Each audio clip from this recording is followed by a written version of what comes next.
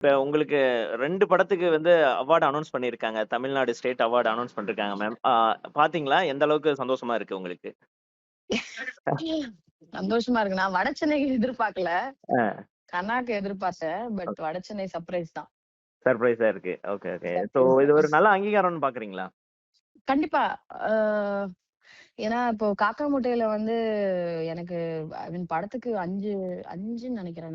National award கிடைச்சது. ஆ. நெறைய பேர் வந்து எனக்கு கிடைக்கல அப்படின்னு நானும் கூட கொஞ்சம் ஃபீல் பண்ணேன். Okay. But okay state award கிடைச்சது.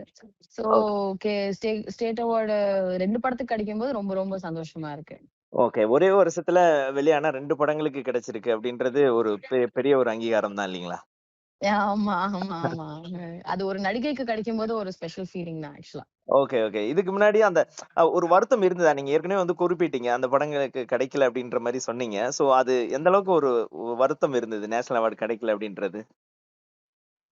அது ரொம்ப பெரிய ஆனா சந்தோஷம் என்னன்னா, இதுக்கு கிடைச்சதுல்ல. படத்துக்கு கிடைச்சது. படத்துக்கு சோ கிடைச்சதுன்றது. அது ஒரு சந்தோஷமான விஷயம். இதுனா 2019 வரைக்கும் அனௌன்ஸ் பண்ணியிருக்காங்களா? இது வந்து 22 வரைக்கும் மேம். 22 வரைக்கும். ஆ. ஓகே. ஆமா, ஆமா, ஆமா. So okay, okay, okay.